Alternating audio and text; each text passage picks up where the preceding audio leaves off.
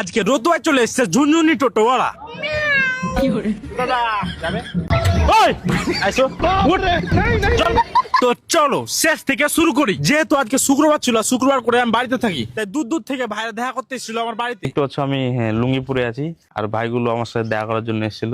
কালকে ছিল, কালকে আমি ছিলাম না। না কালকে ছিল না, বাড়িতে এসে দেখতে পেলাম দাদারটা ব্যবহারটা ভালো। এবার রতুয়া যার জন্য শুধু রেডি হয়েছিলাম। আর ভাইরা এসে আমার সাথে দেখা করতে আমার বাড়িতে। কোথা থেকে এসছো দাদা? আমরা হেমতাবাদ থেকে আসছি, তো অনেক দূর থেকে এসে খুঁজতে খুঁজতে আমার অনেকগুলা জায়গায় জিজ্ঞাসা করেছি।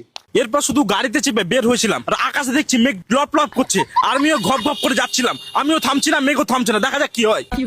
এরপর মহানন্দা সাগরের উপর দিয়ে হুর হুর করে বিমান উড়িয়ে নিয়ে যাচ্ছিলাম। সানি লিওনের বাড়ি কোন দিকে রে?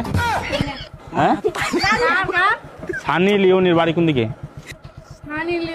হ্যাঁ তো কোয়ানা রে, যাবো, খুব কাজ আছে, এমার্জেন্সি ফর্ম ফিল আপ করতে যাবো। সানি লিওনের বাড়ি কোনটা? আমি সানি লিওনের বাড়ি যাবো, ফর্ম ফিল আপ করতে যাবো, কন্যাশ্রীর ফর্ম ফিল আপ করতে যাবো। এরপর আশাপুর চাচল পার করে চলে আসলাম শামসি। শামসি ব্রো। এরপর রেল গেটে এসে একটু খালি পায়ে ভিক্ষা করে নিলাম। এরপর ভাদু পার করে পাকুড় তলাতে যাচ্ছিলাম, আর এখানে কিছু ভাইরা আমাকে চিনে ফেলে। চিনতে পারলিস? এত দূর ভিডিও চলে আসছে আমার বাড়ি থেকে এতটা দূরে আসার পরও যে লোকজন আমাকে চিনতে পারে, আমার সাথে ছবি তুলে, এটা নিয়ে নিজেকে খুব গর্ববতী মনে হচ্ছিল। এরপর চলে আসলাম রতুয়ায়। আসুন দিদিরা, রতুয়া বাজারে প্রথমবার। এসো টোটোতে এসো। আমেরিকা যাবে?